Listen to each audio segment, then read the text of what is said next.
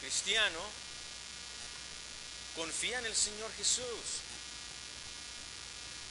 Aún cuando los vientos y el mar sacudan la barca. A medida que continuamos estudiando los capítulos 8 y 9 de Mateo, hemos aprendido que Mateo en el capítulo 8 y 9 intencionalmente va a resaltar 10 milagros. Él va a resaltar, Jesús hizo mucho más que 10 milagros. El evangelista San Juan nos dice que si fueran escritos todo lo que hizo el Señor Jesús, no hubiera suficientes libros, y que ellos mismos vieron con sus ojos estos milagros y que documentaron, escribieron específicamente algunos para resaltar el mensaje. Dicho esto, Jesús hizo mucho más de lo que vamos a ver hoy, pero Mateo escogió 10 milagros específicos para resaltar algo de la persona de Jesucristo. En otras palabras, cuando veamos estos milagros, tenemos que llegar a una conclusión acerca de quién es Jesús.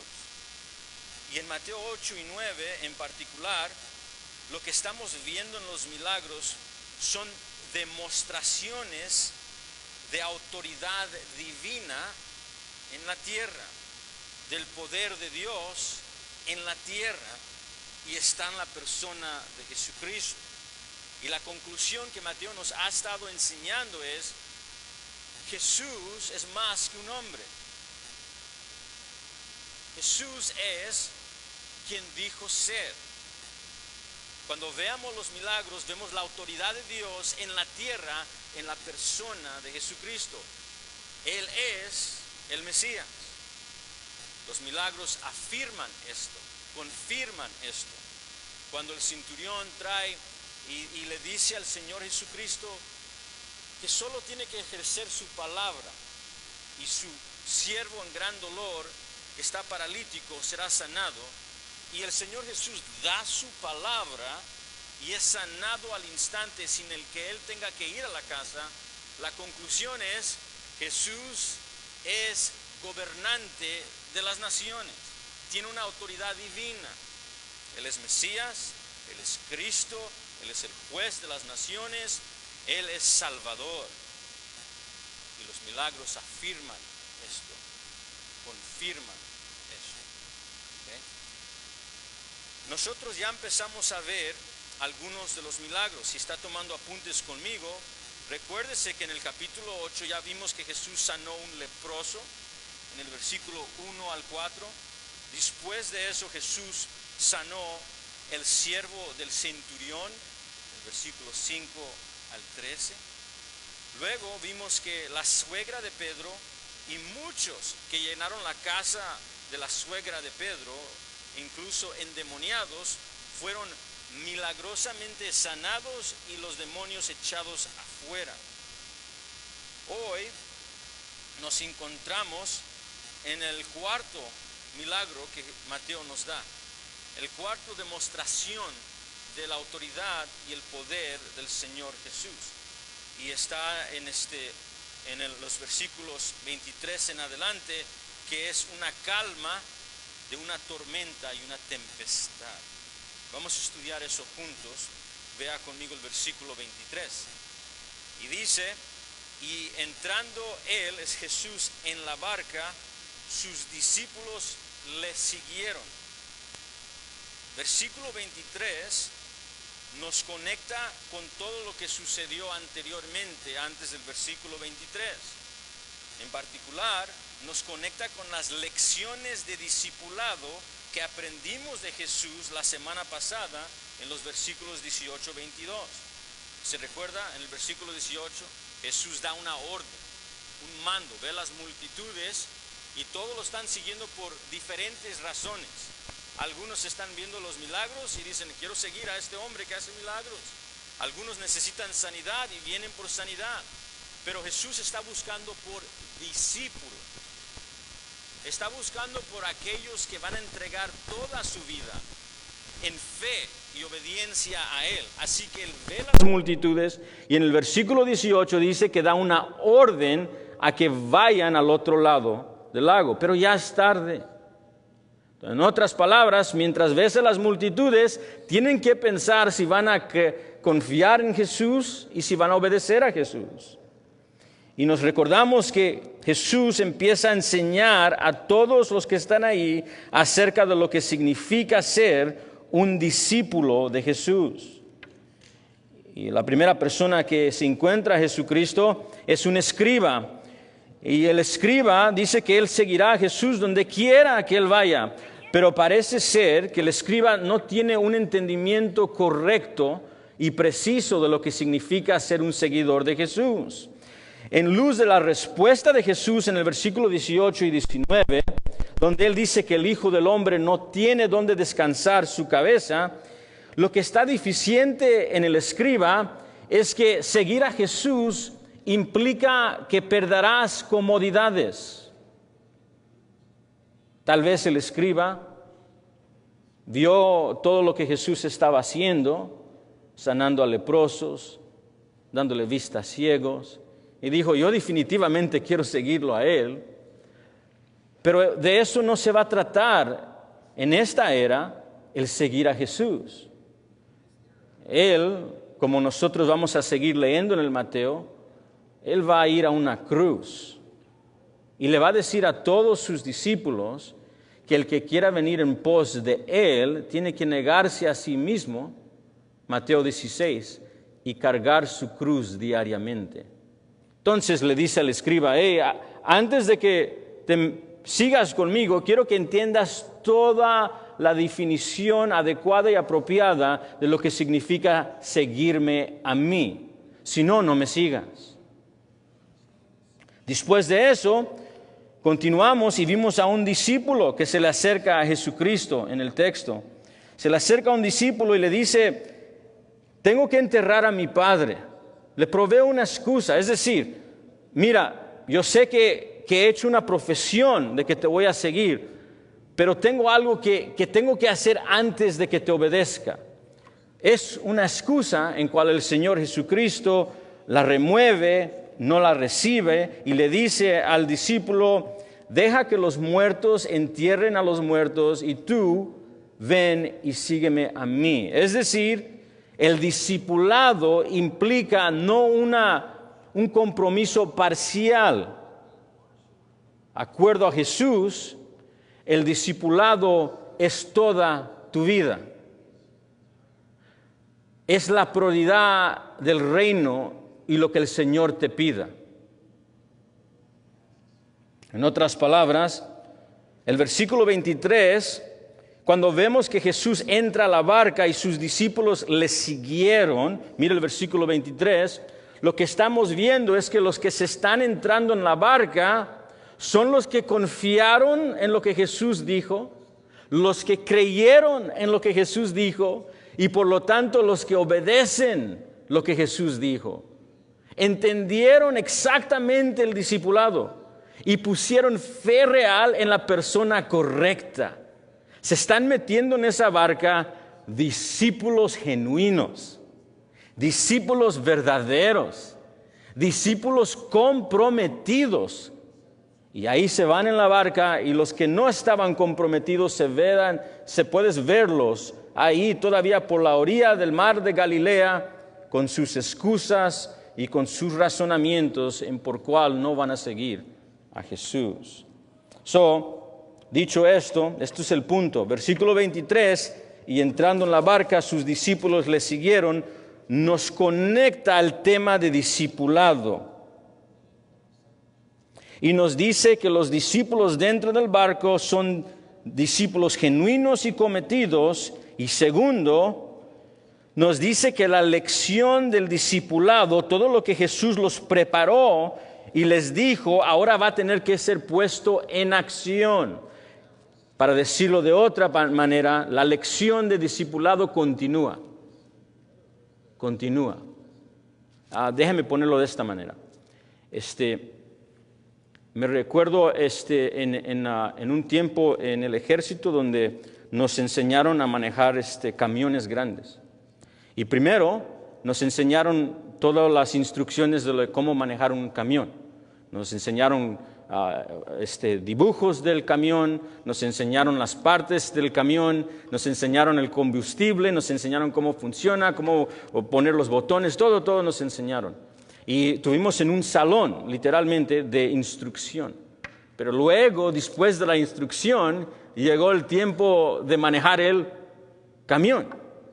Y ahí nos vimos que tanto no sabíamos, ¿verdad? Agarramos un camión de casi 18 pies más de largo, estaba inmenso, teníamos que mover combustible y ahí estábamos con temor y no sabíamos qué hacer, estábamos haciendo error después de error. Eso también era un entrenamiento, ¿verdad? Lo que es un entrenamiento vivo, un entrenamiento en acción. Le comparto esto solo como forma de ilustración. Jesús ya los instruyó. Ellos ya vieron el poder de Jesucristo, vieron su autoridad divina en la tierra, entendieron el mensaje y la instrucción verbal como un maestro, pero acaban de entrar en la escena viva. Ahora están siguiendo al que va a la cruz. Ahora están siguiendo al que no tiene dónde descansar su cabeza. Es tiempo de acción en el discipulado. Eso es lo que nos comunica el versículo 18 hasta el versículo 23. Versículo 24. Y he aquí se levantó en el mar una tempestad tan grande. He aquí es un hebraísmo, se ve más frecuente en el Antiguo Testamento, pero lo vemos aquí, y es un hebraísmo que dice, mira esto. Observa esto, presta atención, quiero que te enfoques en esto. Mateo le está diciendo al lector, pay attention, enfócate, hay algo que tienes que aprender aquí. Si esto fuera una cámara, la cámara estaba de lejos y vimos a Jesús dar la orden, vimos que se subieron a la barca, vimos los que no se subieron a la barca y luego Mateo dice, he aquí. De repente la cámara se está acercando a la barca para que veamos lo que va a suceder y aprendamos de ello. Es el hebraísmo, he aquí. ¿Okay? La lección del discipulado se va a ver en acción en el versículo 24. ¿Y qué es lo que vemos? He aquí se levantó en el mar una tempestad o una tormenta, tal vez su versión dice, tan grande. Un traductor lo pone de esta manera. Se produjo una gran conmoción en el mar. La palabra tormenta o tempestad aquí literalmente significa un sacudimiento. Es la palabra que frecuentemente se usa en el Nuevo Testamento para hablar de un terremoto en la tierra, ¿verdad? El terremoto que a veces sucede donde la tierra y las fundaciones de la tierra se mueven violentamente. Pero en este caso se está usando en un contexto de un lago. Esto significa que se refiere a vientos fuertes que han agitado violentamente las aguas hasta crear una tormenta, una tempestad en el mar. Podemos decir que es un terremoto del mar debido a los vientos. Y mira el versículo 24. Esto no es una tormenta pequeña. Mateo también añade la palabra que era una gran tormenta. O su versión puede decir una fuerte tormenta. La palabra grande o fuerte aquí se refiere a algo severo, algo violento, algo furioso, algo intenso y terrible. No es una tormenta normal. Y la descripción de Mateo continúa, no termina con la descripción de la tormenta. Él quiere que veamos y sintamos, si es posible, la imagen que está sucediendo aquí. Mateo dice, versículo 24, una tempestad tan grande que las olas cubrían la barca. Nueva versión internacional, las olas inundaban la barca. Otra versión dice, las olas se estaban metiendo en la barca. La idea aquí es pescadores experimentados. Recordémonos que de entre todos los discípulos, los que se están entrando en la barca, son los discípulos que conocimos en Mateo 4. Jacobo y Juan, que eran pescadores experimentados. Su papá era un pescador, les enseñó desde niños. lo que era pescar, y este es el mar de Galilea. Ellos conocen este mar, han estado en este mar desde que eran muchachillos. Conocen las tormentas, saben qué hacer cuando hay una tormenta. Y ahí también está Pedro y Andrés, que son hermanos, que también eran pescadores experimentados. Así que cuando vemos que las olas estaban cubriendo, estaban inundando, se estaban metiendo en la barca, la idea aquí es que los pescadores experimentados no podían estabilizar el barco ya más. Ya se salió de control el barco. Y estos pescadores experimentados, ellos describen esta tormenta, mira el versículo 25, describen esta tormenta como una amenaza a su vida. Señor, sálvanos que perecemos. Ellos entienden, por medio de lo que está pasando, que ya no van a sobrevivir esto. Están al punto de muerte.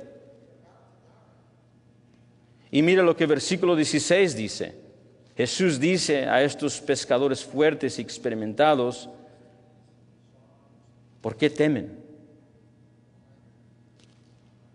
Es decir, estos pescadores fuertes y experimentados sabían que iban a morir y tenían gran miedo. Estaban llenos de temor. Creo que Broadus, un comentarista, lo describe bien. Nos ayuda un poco a ver lo que está sucediendo cuando él escribe: el peligro debió ser realmente muy grande para hombres muy acostumbrados al mar. Muchos de ellos desde su juventud, familiarizados con todos los cambios de ese lago, que ellos no se habrían aterrizado fácilmente ante una mera sombra de peligro. Es decir, esto es algo que nunca han visto antes en este lago. Un lago de casi 600 pies más bajo del nivel del mar. Un lago que ellos conocían desde niños. Nunca habían experimentado algo así. Esta es la tormenta más grande que han visto en sus vidas. Y en esta tormenta está una lección para estos discípulos que han hecho un compromiso de seguir a Jesús. Y ya no están en el salón de aprendizaje, han entrado en una situación de fuego real, un entrenamiento en vivo. No estaban siendo entrenados en un entorno de aula típico. Y para añadir a esto, el versículo 24, ¿cómo termina en medio de esta tormenta? Después de la descripción del mar feroz, dice que él, Jesús, dormía.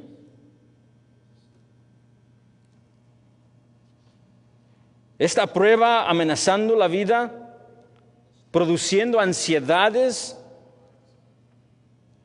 generando miedo, se vuelve un poco más interesante cuando ellos voltean a ver al que tiene autoridad sobre todas las cosas durmiendo.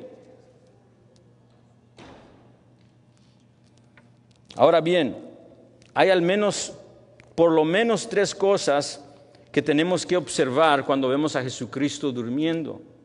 Porque sí se escucha un poco raro, ¿no? Si está este movimiento tan fuerte, si está tan violento, el único que está en perfecta paz es Jesús y está literalmente durmiendo, pues es un poco alarmante la imagen al verla y pensar que estamos ahí presentes. Entonces quiero que observemos por lo menos 3 cosas de esta imagen real cuando los discípulos ven a Jesucristo durmiendo. Primero, Jesús durmiendo resalta la humanidad real y verdadera de Jesucristo. Jesús no está fingiendo dormir, no está así durmiendo con un ojo abierto a ver qué están haciendo sus discípulos. Él está literalmente durmiendo. Y las escrituras, nosotros sabemos por medio de leerlas que obviamente Él dormía todo el tiempo. Eso no era algo extraño ver a un hombre dormir. Pero los evangelistas, esta es la única vez en este evento donde nos dicen que Jesús estaba físicamente durmiendo, porque es muy distinto lo que están viendo. Lo han visto dormir antes, pero nunca lo han visto dormir en medio de una tormenta.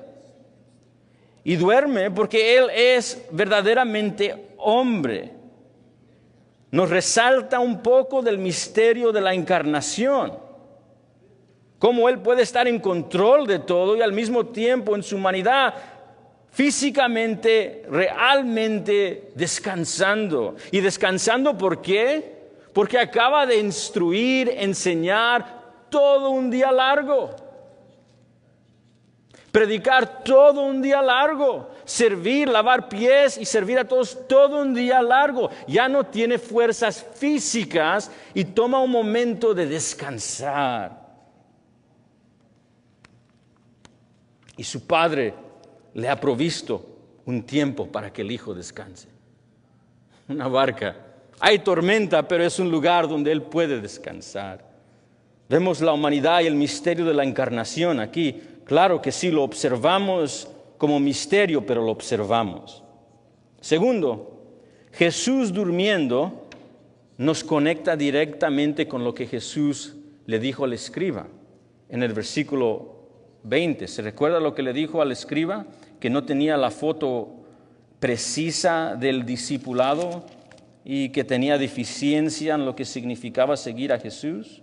Le dijo, las horas tienen guaridas, versículo 20, y las aves del cielo nidos, mas el Hijo del Hombre no tiene dónde recostar su cabeza. Lo que les dijo era verdadero.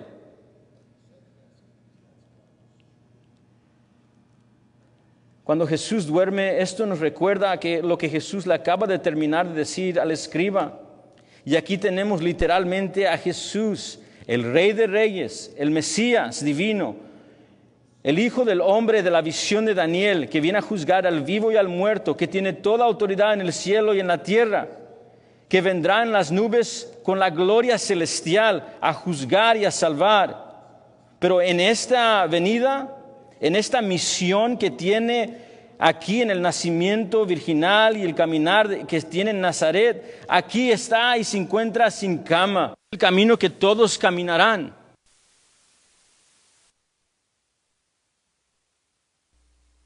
Fiel al Padre de nuestro Señor Jesucristo. Y lo vemos modelado por nuestro Señor Jesús aquí también. Tercero, Jesús durmiendo aquí debe resaltar para nosotros un contraste claro del pánico de los discípulos con Jesús en perfecta paz. Vemos un contraste claro entre Jesucristo durmiendo con completa confianza en que el Padre tiene control de todas las cosas, aún en una tormenta, en contraste con los discípulos que están empezando a paniquear y pensar que Dios no, tal vez tiene todo en control en este momento. Vemos un contraste que aunque Él es totalmente hombre, Él resalta entre todos los demás. Hoy estábamos hablando con los varones de la mañana y alguien hizo una excelente observación. Dijo, ¿por qué es que los hombres entran en un pánico? ¿Por qué entran en temor? La respuesta correcta que presentaron en la mañana es por falta de confiar en Dios. Pero eso no se ve en Jesús. En cierta manera lo que estamos viendo no solamente es la perfecta paz de Jesús, no solamente la humanidad de Jesús, estamos viendo al Hijo de Dios en carne y hueso sin pecado, sin duda en el Padre. Resalta entre todos. Bueno, está durmiendo. Y luego vemos la respuesta de los discípulos en el versículo 25. Lo invito a que leamos juntos. Y vinieron sus discípulos y le despertaron, diciendo, Señor, sálvanos. Es un punto de exclamación. Señor, sálvanos, que perecemos. Vinieron sus discípulos y lo despertaron. La imagen aquí es que todos los discípulos que estaban en el barco lo despertaron. El barco, muy probable, era uno de esos barcos del primer siglo que podía aguantar más o menos 10 a 13 personas en el barco. Entonces aquí por lo menos tenemos a 10 o 12 discípulos, todos alrededor de Jesucristo diciendo, wake up, levántate, ¿qué estás haciendo? Ayúdanos. Señor, sálvanos. Y esta frase, Señor, sálvanos que perecemos, a primera vista tal vez se ve como una súplica genuina, es decir, Señor, eres el único que puedes ayudarnos. Rescátanos del peligro presente. Y uno puede decir, pues sí, eso es lo que yo hiciera también, ¿no? Vienen las tormentas de la vida, viene una dificultad y ojalá que vayamos al Señor a decir, ayúdame, ayúdame. Entonces, a primera vista vemos esta petición y decimos, pues no está haciendo nada incorrecto. ¿Qué mal están haciendo? Pero parece ser que la petición y las palabras, Señor, sálvanos que perecemos, no simplemente son una petición que nos rescate. Parece que hay un poco de reproche en estas palabras. O sea, es algo como, ¿no ves que nos estamos ahogando? Recuérdese que Jesús está durmiendo. La idea es, ¿que no ves lo que está sucediendo? Ayúdanos. De hecho, si usted lee Marcos 4:38, donde encontramos esta misma historia con un paralelo, encontramos en Marcos 4:38 que uno de los discípulos le dijo lo siguiente, ¿no tienes cuidado que perecemos? Es decir, ¿no te importa lo que está sucediendo en este momento?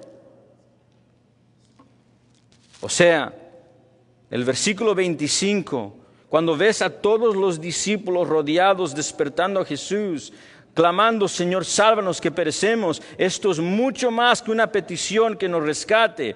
Esto es una acusación a Jesucristo que no le importa lo que está sucediendo. Es más que una súplica, es una cuestión, un interrogativo de su cuidado providencial hacia ellos en medio de la tormenta. No sé si usted se puede identificar con eso. Yo sí. Donde todo lo que pensabas que iba a salir bien, no salió bien. Donde el mundo se ha puesto al revés. Donde ha llegado las pruebas.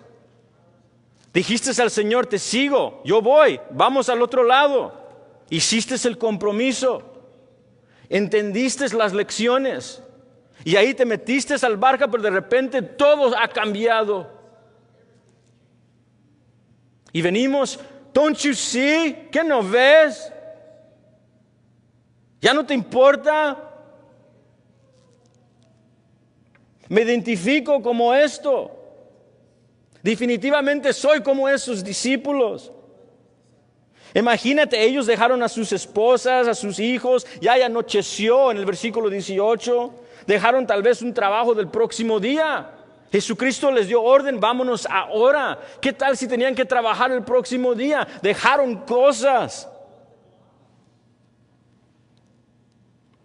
Y lo que estaban en su agenda para seguir a Jesús lo pusieron a un lado. ¿Por qué? Porque en el versículo 18 su Señor, su amo les dijo, vámonos. Entonces van, confían en el Señor y lo obedecen. Pero cuando se suben al barco, cuando siguen su guía, ahí están en medio de la tormenta más grande que han visto en toda su vida. Y cuando voltean a ver al quien los dirigió, al que les dio la orden, ahí está callado.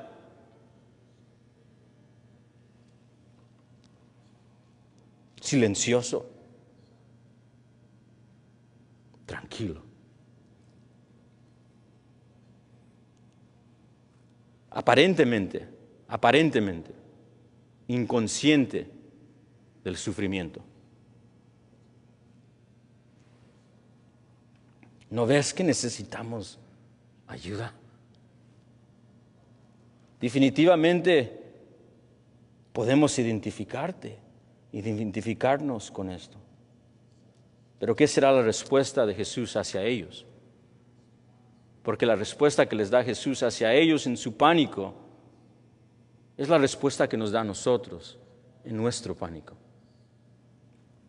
Versículo 26, vemos la respuesta de Jesús. Jesús les dijo, plural, a todos de ellos. Es decir, todos de ellos estaban en esta posición. Jesús les dijo a ellos, ¿por qué teméis, hombres de poca fe? Entonces, levantándose, reprendió a los vientos y al mar, y se hizo grande bonanza o grande calma, completamente tranquilo. Aquí vemos dos reprensiones, dos correcciones, o reprensión más bien. Una reprensión a sus discípulos, y luego en una manera muy resaltante, una reprensión al mar. Jesús se despierta al escuchar a todos sus discípulos traerle una queja y lo levantó de su sueño. Qué interesante es esto. La tormenta no lo despierta, pero la voz de sus discípulos ha despertado al maestro. Como bien dijo Spurgeon, sus discípulos le causaron más inquietud que la tormenta. Y aquí encontramos su respuesta. Versículo 26, y les dijo, ¿por qué teméis, hombres de poca fe? No es difícil ver que esto es correctivo. Jesús está corrigiendo su pánico. ¿Por qué teméis? La palabra temer, la palabra significa responder de manera cobarde. ¿Por qué tienes cobardía? ¿Por qué estáis amedrentados? Y esto es una pregunta de reflexión. Jesús, Dios en carne, sabe exactamente por qué están preocupados. Entonces la pregunta no es porque Él no conoce la respuesta. ¿Por qué teméis? Es para que ellos reflexionen por qué están con miedo y con dudas. Es una pregunta de reflexión para que se pregunten por qué están respondiendo así. Piénsenlo. ¿Por qué responden así si Jesús está en el barco? Ellos vieron lo que hizo con el leproso. Ellos vieron lo que hizo con el centurión y su siervo. Ellos vieron lo que hizo con la suegra de Pedro. Ellos estuvieron ahí toda la noche cuando trajeron hombres endemoniados en multitudes y enfermos. Y vieron su autoridad divina. Y ahí está en el barco. Y no nomás esto, no está en pánico Jesús. Imagínense si estuviera en pánico Jesús. Oh, discípulos, discípulos, nos vamos a hundir. Ese no es alguien en quien confiar. ¿Por qué teméis si Él está ahí y no está en pánico? ¿Por qué teméis? También trae a pregunta, no solamente ¿por qué teméis si Él está en presente y es soberano sobre todas las cosas? Sino, mira el versículo 18 conmigo de nuevo. Viéndose Jesús rodeado de mucha gente, escucha esto, mandó pasar al otro lado. Did you catch that with me?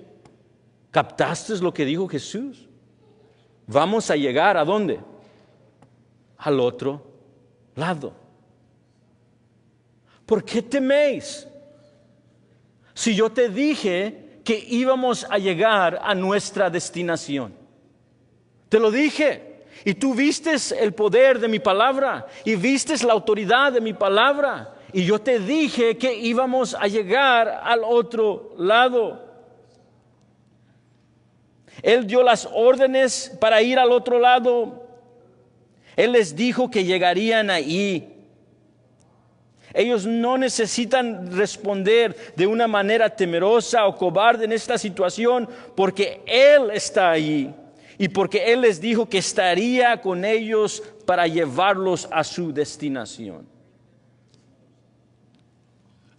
Esto se hace aún más evidente cuando les dice en el versículo 26, ¿por qué teméis, hombres de poca fe?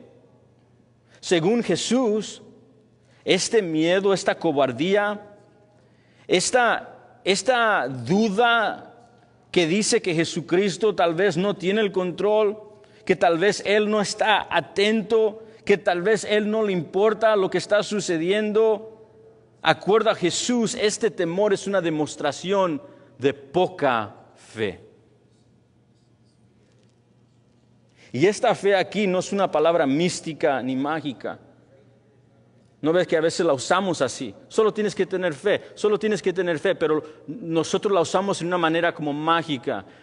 Si yo tengo fe en el conejo de Easter, eso no importa. Si yo pongo fe en Santa Claus, de nada me vale. Importa mucho lo que quieres decir cuando dices fe. ¿Fe en quién? ¿Fe en qué? Cuando Jesucristo dice hombres de poca fe, la idea no es una fe mística, una fe en el aire. La fe es, ¿por qué tienes miedo y tan poco fe en mí?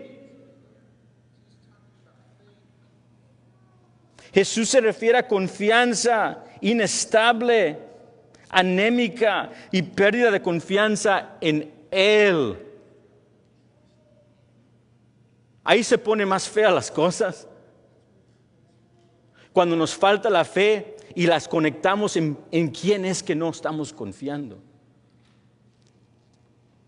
Y solo una breve nota en esta palabra, hombres de poca fe. Es una palabra que la vimos en Mateo 6:30, cuando nuestro Señor nos mandó a no estar afanados por nada. Es una palabra que vemos en Mateo 14:31, en Mateo 16:8, Mateo 17:20. Es una lección que Él va a continuar enseñando a sus discípulos. Y es una frase que casi siempre se usa en referencia a sus discípulos. Es decir, Él no usa la frase poca fe para los que no son de Él.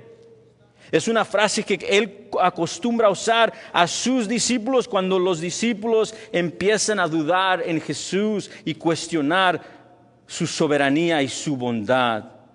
En otras palabras, en el versículo 26, hombres de poca fe, es dirigido a cristianos comprometidos que escucharon quién era Jesús, quién es Jesús, que creen que Jesús es el Cristo, es el Señor. De hecho, lo llaman Señor en el versículo 25. Estos son discípulos. Estos en el barco están ahí tal como Jesús les ordenó, pusieron sus agendas a un lado para seguirlo, confían en Él, obedecieron. Esta palabra pocos de fe sí está dirigido a ellos. Jesús no les dice que no tienen ninguna fe. Jesús no les dice que su fe está ausente. Les dice que su fe está deficiente. Le dice que su fe está anímica. Hombres de poca fe está aquí para corregir a sus discípulos cuando nuestra fe está flaqueando. Cuando nuestra fe y confianza en Él está decayendo y anímica. Cuando la fe en Él, cuando la fe en su bondad, cuando la fe en su providencia, cuando la fe y la confianza en su dirección está siendo desafiada y comenzamos a dudar en su bondad, dudar en su providencia, dudar en su dirección, dudar en su sabiduría, dudar en sus instrucciones. Cuando nos comenzamos a poner ansiosos, preocupados, temerosos de que Él ya no está ahí por nosotros y para nosotros.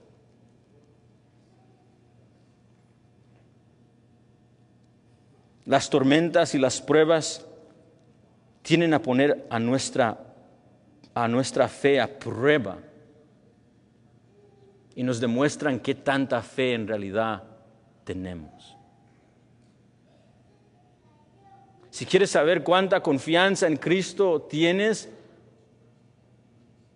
se va a ver cuando llegan las tentaciones. Se va a llegar cuando llegan las pruebas. Se va a llegar cuando hay pérdidas. Se va a llegar cuando hay amenazas a tu vida. Se va a llegar cuando hay cáncer.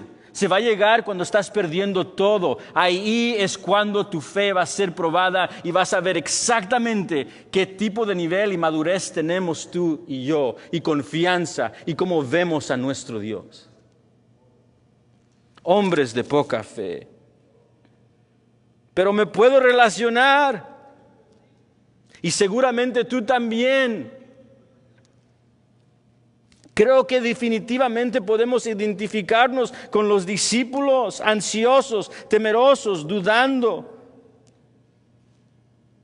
J.C. Ryle creo que le dio al clavo cuando dijo lo siguiente: qué imagen tan vívida tenemos aquí de los corazones de miles de creyentes.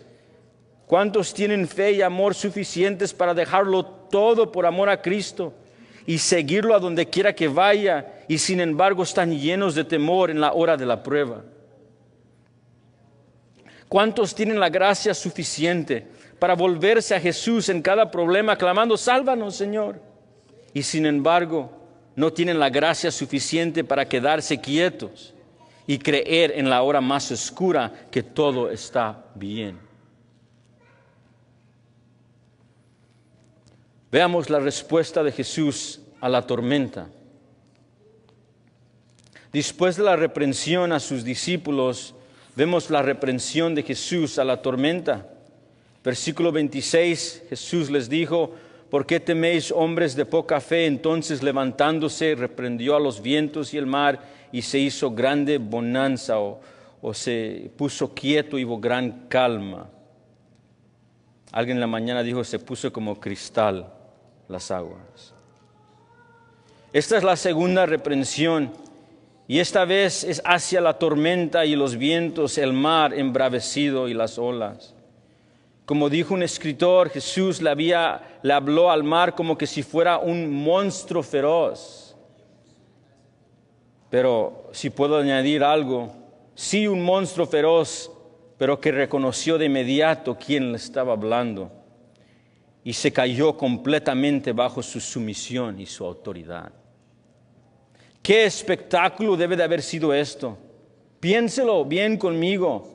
Mientras estudio Mateo y leo acerca de Jesús, le pido al Señor que me ayude a transmitir un poco lo que acaba de suceder aquí. Porque como predicador simplemente no puedo hacer justicia a lo que acaba de ocurrir cuando Jesucristo reprendió a las aguas y al mar y de inmediato se quedó quieto. Vientos rugientes que deben de haber sonado como una multitud de leones hambrientos y feroces. Olas imponentes que se alzaban como leviatanes gigantosos del mar, que surgían del mar.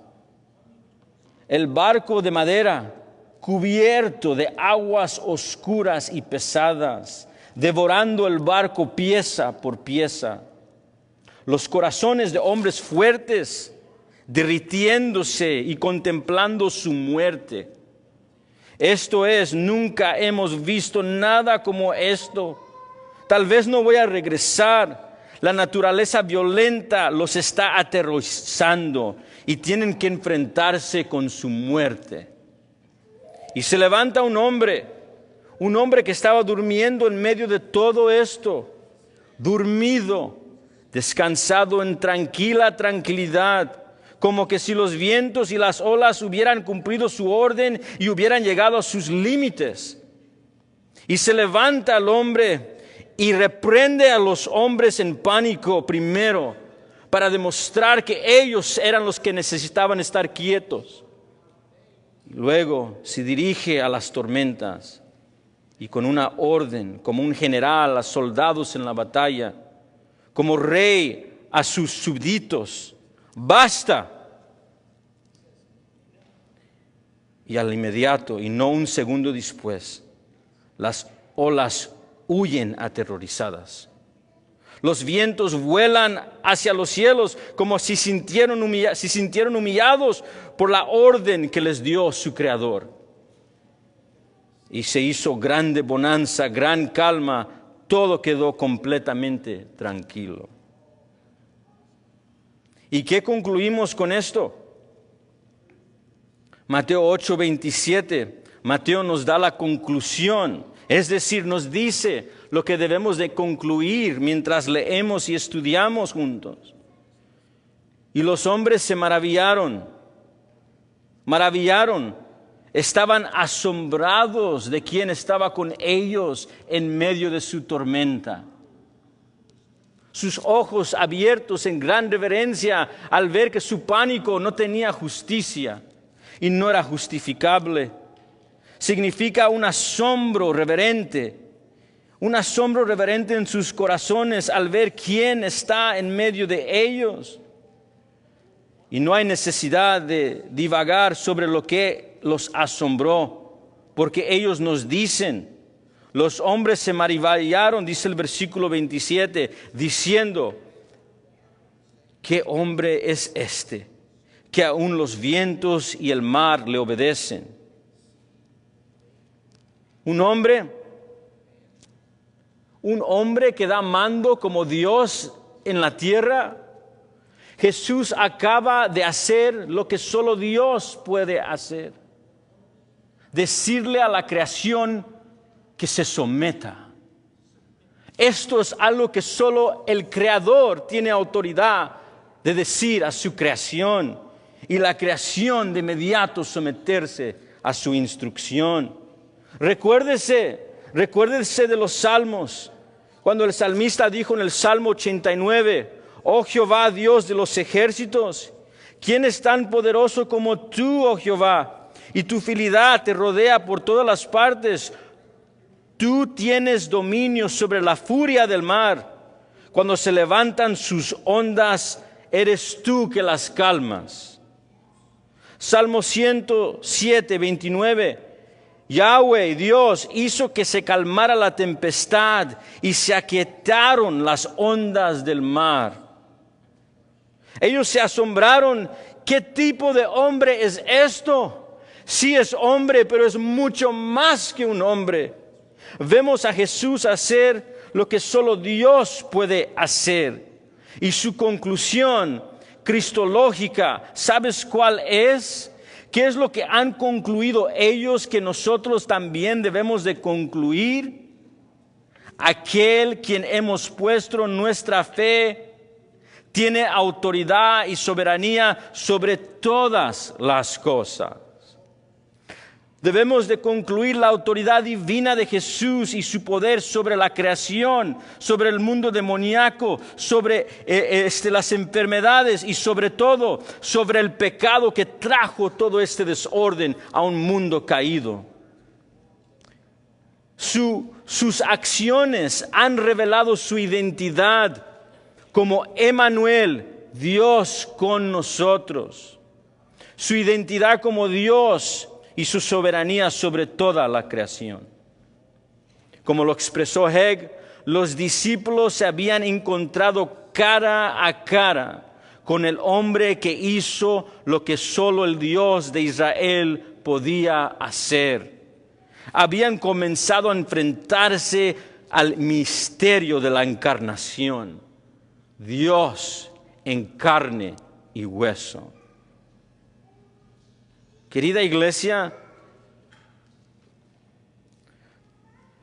su poder sobre el mar, sobre los vientos, la creación, nos obliga a enfrentarnos de nuevo con quién es Jesús. Y para el cristiano que ha puesto fe en Jesús para el perdón de pecados,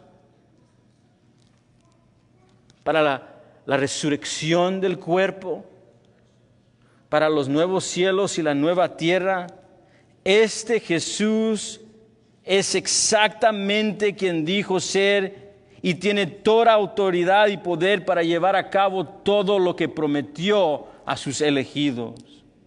Y es en Él que estamos confiando con toda nuestra vida. Es en Jesús que calmó los vientos y se sometieron que hemos puesto nuestra fe para el perdón de pecados. Él nos rescatará del juicio venidero. Para el discípulo que ha venido a Jesús y ha confiado en Él y lo ha seguido, es Jesús quien está contigo en las tormentas de la vida. Spurgeon estaba correcto cuando él dijo que el consuelo en la tormenta fue que Cristo estaba en el barco. El hecho de la muerte del cáncer, en los desafíos de los matrimonios, en las muchas pérdidas, incomodidades y en las tentaciones de este mundo caído, para el cristiano es Jesús quien está con nosotros. Este pasaje no es un pasaje en el que Jesús calmará cada tormenta en tu vida. Este es un pasaje que les enseñó a sus discípulos que podían confiar en Jesús no importando la tormenta que venga en su vida. Esta tormenta amenazó sus vidas. Y Jesús les dijo, aun cuando vayas a morir, puedes confiar en mí. Y los preparó para su muerte. Te aseguro que cuando ellos fueron puestos a muerte como mártires, se recordaron del quien los rescató en la tormenta. Se recordaron del que murió en la cruz y tomó su juicio, y quien resucitó entre los muertos. No. Si usted vio este pasaje, oh, Dios me quitará de la tormenta, solo tengo que venir a Él. No entendió el pasaje. Pasajes que Él estará con nosotros, aun cuando no lo veas. Él estará en control, aun cuando no se vea así. Él será bueno, aun cuando las experiencias y tus emociones te engañen. Te prepara para el discipulado y te prepara por lo que ha de venir. Pero no termino con un ánimo y exhortación a la iglesia. También me dirijo a cualquier persona aquí que no ha puesto fe en Jesucristo. Aquellos que cuando Él dio la orden a pasar al otro lado, ¿se recuerdan en el versículo 18? Cuando Él dijo, ven y sígueme, dijeron, I can't go, no puedo ir.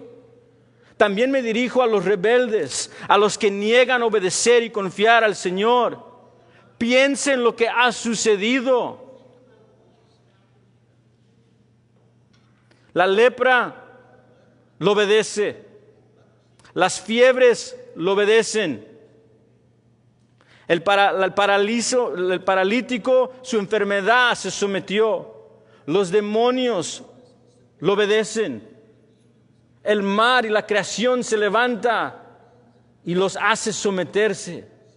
Pero es el humano que le dice a Jesús, no iré. Un día la paciencia de Dios llegará a su conclusión, amigo. Aquí vemos al Dios encarnado humildemente, pacientemente, antes del gran día de juicio, llamándote y ordenándote a hombres en todo lugar que se arrepientan y pongan fe en Él antes del gran día de juicio.